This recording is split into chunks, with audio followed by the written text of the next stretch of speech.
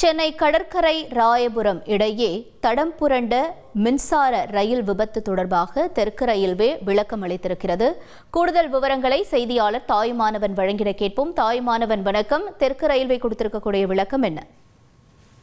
புறநகர் மின்சார ரயில் தண்டவாளத்தில் இருந்து ரயில் சக்கரம் விலகியதன் எதிரொலி தொடர்பாக தற்போது தெற்கு ரயில்வே சார்பில் விபத்து குறித்தான விளக்கம் என்பது அளிக்கப்பட்டிருக்கிறது. அந்த விளக்கத்தை பொறுத்தமட்டில் சென்னை கடற்கரை ரயில் நிலையத்துடைய யார்டு, அதாவது ரயில்கள் நிறுத்தி வைக்கப்படக்கூடிய இடத்திலிருந்து ஆவடிக்கு எடுத்துச் செல்லப்பட்ட புறநகர் மின்சார ரயில் காலை 11:08 மணி அளவுல 15 கிலோமீட்டர் வேகத்துல சென்று கொண்டிருந்த போது 4வது பெட்டியினுடைய சக்கரங்கள் தண்டவாளத்தில் இருந்து பிரிந்ததாகவும் இதனால் யாருக்கும் எந்தவித பாதிப்பும் ஏற்படவில்லை என்பதை குறிப்பாக வெளியிட்டிருக்கிறது.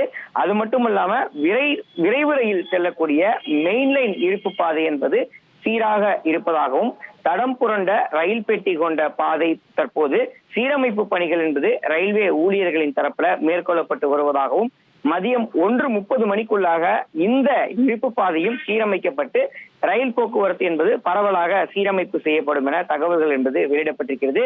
சென்னை கடற்கரையில் இருந்து எடுத்துச் செல்லப்பட்ட ஆவடி EMU உடைய ஒரு பெட்டி மட்டுமே அந்த இருப்பு பாதையிலிருந்து விலகியதாகவும் தற்போது அந்த பெட்டியினுடைய சக்கரங்களை மீண்டும் அந்த இருப்பு பாதையில பொருத்தி ரயிலை மீண்டும் இயக்குவதற்கான பணிகள்ல தற்போது தொழில்நுட்ப வல்லுநர்கள் ஈடுபட்டு வருவதாக தகவல்கள் என்பது வெளியிடப்பட்டிருக்கிறது.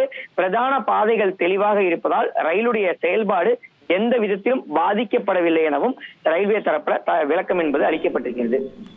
விவரங்களுக்கு நன்றி தாயுமானவன். செய்திகளை உடனுக்குடன் தெரிந்து கொள்ள உடனே சப்ஸ்கிரைப் பண்ணுங்க.